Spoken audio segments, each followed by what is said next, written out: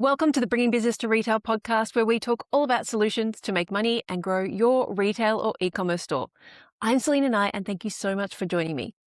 Now, every retail and e-commerce store owner that I have ever worked with has what I call a marketing graveyard.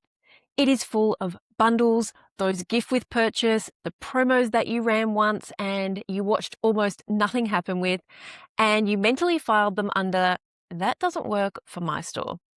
I've done it too. You try something, it doesn't land, and the story that you tell yourself is that your customers just don't want that product. And so you move on, you try something else. And the cycle repeats. More effort to create more marketing and more product in the hopes that they'll sell. Here's what gets me about that. Most of the time, what I see is that you have no idea whether it was the offer or the product that actually failed, or whether you just never gave it a fair shot. You felt like it flopped, and that feeling becomes the verdict. And nobody questions the verdict because it is your store, it is your gut, and your gut has earned the right to be trusted. Except your gut might be the most expensive person on your team.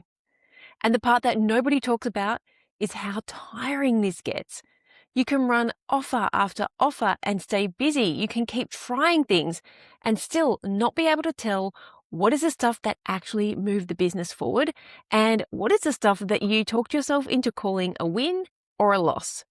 And that's what I want to get into today. This is a short episode. It is pulled from a live strategy session with the powerhouse retailer Jill from the Stitchery Fabric Store in British Columbia.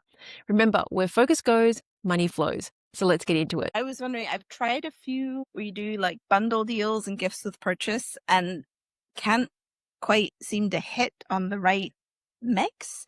And I'm wondering if you've ever tried like something that has a bit of choice in it, because we're a maker store. So people are putting together their own things, or is keeping it simple. I think just tell everybody what you sell. Fabrics and patterns and kits and things for sewing and quilting.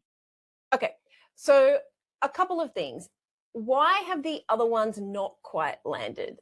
Like looking at the data. So we're always going back to the data. It's never about I feel, right? Like if you ever tell me I feel something, I just slap you and say, come back when you have the data. Like it doesn't matter, because usually what you feel is actually wrong once you show me the data. So and we go back and look at, out of the things that sold, what were the things that they had in common? Like, was it, because I know your business, was it that, it was the ones that had Liberty fabric? Is it the ones that had a print and a plain, or a print and a pattern that went with it? And pattern, by that I mean like a sewing pattern, not a patterned piece of fabric. Like looking at what did the things have in common, and then other things that didn't sell the same, or were they different? So for example, you might say, okay, the bundle that we did well was if you bought the fabric and the sewing pattern, that did really well. But when we did buy 3 fabrics from this range, it didn't, which basically tells us the person who's buying wants like the solution of everything in one versus just some choice. Does it make sense?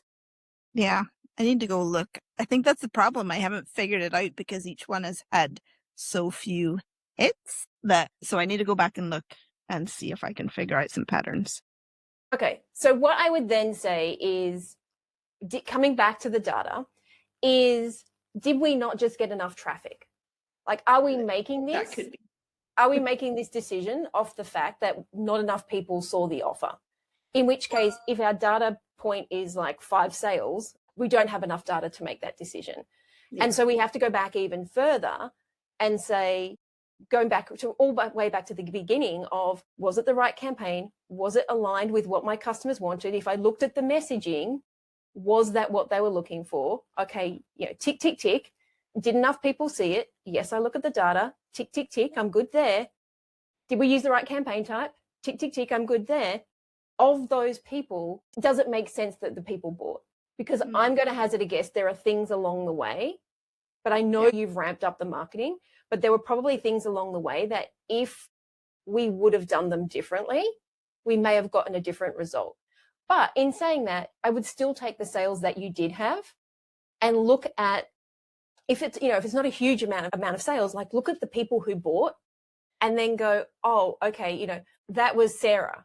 Sarah bought the pattern and the thing, but actually when I look at what Sarah buys, she clearly loves to make X. And that was the only thing that we would have had in that range that would have appealed to her. Yeah.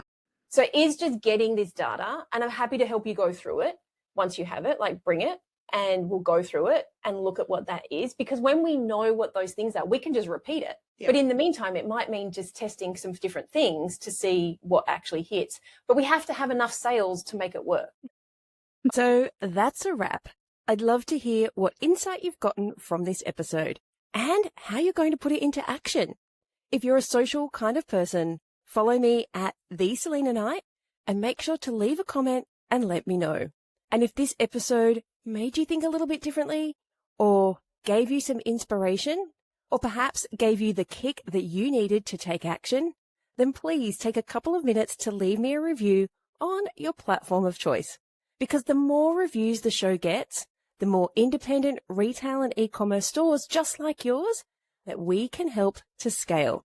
And when that happens, it's a win for you, a win for your community, and a win for your customers.